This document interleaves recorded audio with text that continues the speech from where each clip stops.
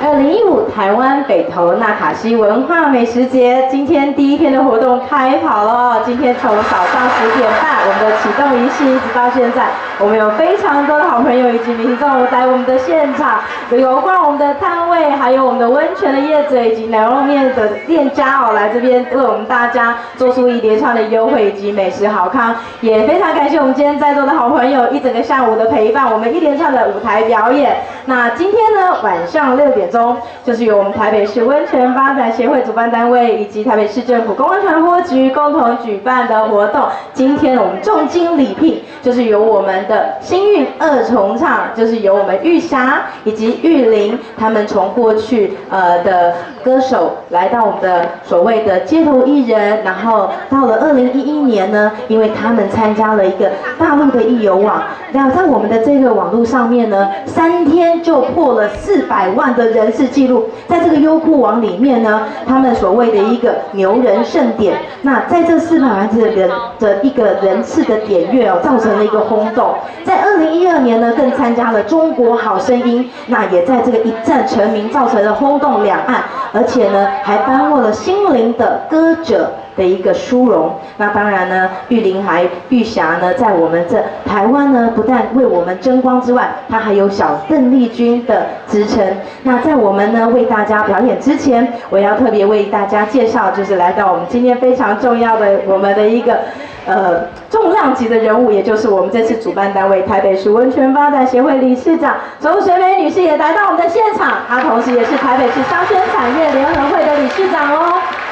我们这3天的活动呢，也就是透过水美理事长领导带领之下，然后呢，热烈的掌声来欢迎我们星运二重唱，由玉霞以及玉玲来为我们带来精彩的表演。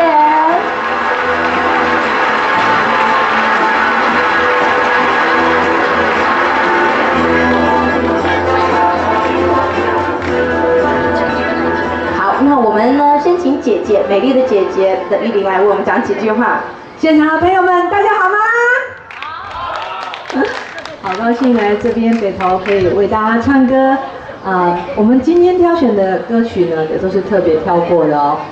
首先第一首由玉霞来演唱。那玉霞，你为什么要开这首歌？把尊女更代表大家多赚钱、多幸福、多收获这样。对，赚大钱，大尊女更，谢谢。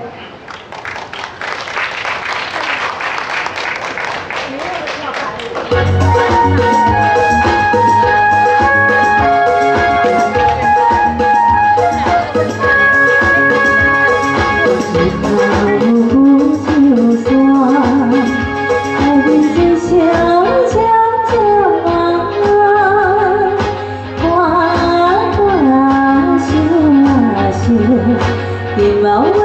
在